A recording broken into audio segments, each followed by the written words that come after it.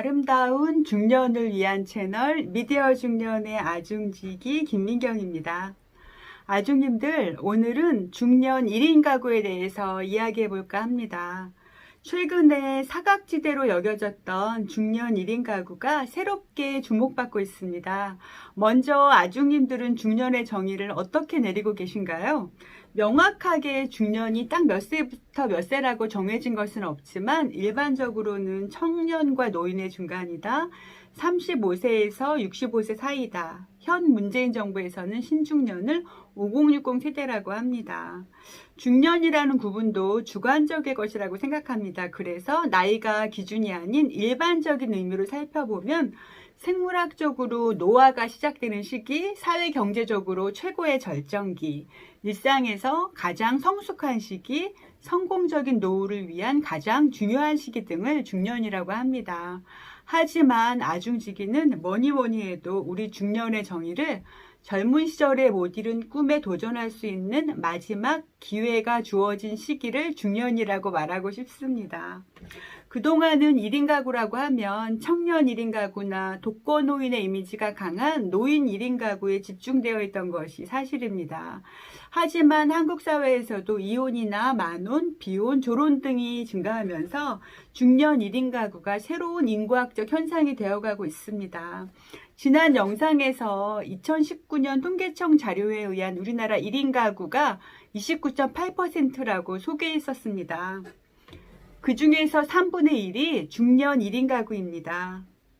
2005년부터 2015년 사이에 1인 가구가 164% 증가했는데 그 중에서 50대 증가율이 가장 많았다고 합니다. 요즘 중년 1인 가구 증가의 가장 큰 원인 중에 하나는 짐작을 하시겠지만 중년들의 미혼 비율이 늘어나는 것 때문이라고 합니다. 중년 중에 열의 셋은 결혼을 하지 않았습니다. 그런데 그동안 중년 1인 가구에 대한 관심은 너무나 적었습니다.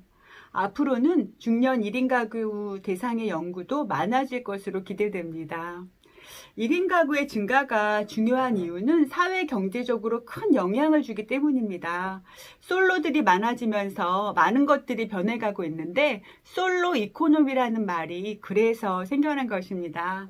단적인 예로 반려견, 반려묘, 반려동물 3대로 반려물고기까지 사랑받고 있다고 합니다. 1인 가구가 늘어나는 추세에다가 코로나19 사태가 맞물려서 집에서 혼자 보내는 시간이 많아졌기 때문이라고 합니다. 이 물고기 산업이라고 하는 관상어 산업까지 덩달아 활기를 띈다는 것이 흥미롭습니다. 아중님들이 생각하시는 혼자 사는 중년의 이미지는 어떤가요? 혼자 사는 남자 중년들의 이미지는 여러 가지로 부정적인 이미지가 강했었습니다. 하지만 의외로 최근 조사에 의하면 중년 1인 남자 가구 연령층은 50대가 가장 많고 교육 수준도 높아져서 대학이나 대학원 졸업 이상이 증가하고 있다고 합니다. 특히 가장 의외의 조사 결과는 중년 1인 남자 가구의 주관적인 건강 수준, 내 스스로 생각하는 건강 수준이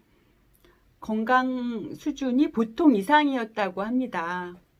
가족들과 함께 사는 가장인 중년 남자들이 자신을 평가한 것보다 혼자 사는 중년 남자들이 자신이 더 건강하다고 생각한다는 거죠. 주관적인 건강 수준이 의학적으로도 건강하다는 건 아니지만 자기 스스로 내가 건강하다고 생각하는 것은 개인의 삶에 많은 영향을 줄 수 있다고 합니다. 내가 스스로 건강하다고 생각하면 운동도 열심히 할 수 있고 사교나 취미생활도 할 수 있습니다. 그리고 미래의 계획도 좀 긍정적으로 설계할 수 있죠. 삶의 질 자체가 달라질 수 있다는 점에서 중요한 결과입니다.